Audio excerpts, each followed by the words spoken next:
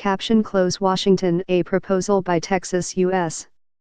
Senator John Cornyn and other GOP senators to provide temporary relief to so-called Dreamers living in the U.S. illegally was shot down Tuesday by a leading immigration rights group opposed to tougher immigration and border measures that would go along with it. Cornyn's plan, unveiled Tuesday with Iowa GOP Sen. Chuck Grassley, would give 3 years of legal protection to the estimated 690,000 current Dreamers, or people who were brought into the country illegally as children. This bill provides a real, bipartisan solution for those brought here by their parents illegally who now find themselves in limbo, said Cornyn, the No. 2 Republican in the Senate.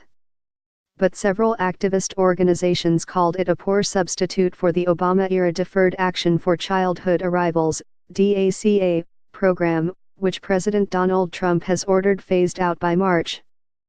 Immigration rights advocate Frank Shari, executive director of America's Voice Education Fund, called it a witch's brew of nativist poison pills topped by a stingy, temporary 3-year reprieve for those with DACA.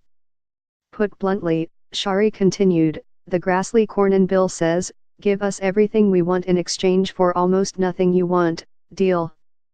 The legislation would allow the Trump administration to build wall-like tactical and technological infrastructure along the U.S.-Mexico border.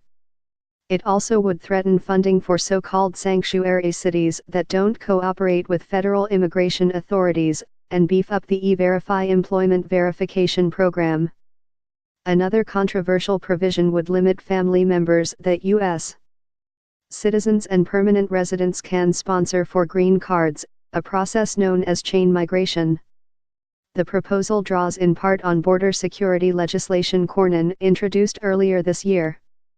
He said the compromise would provide certainty to DACA recipients, target illegal immigration, and enhance border security.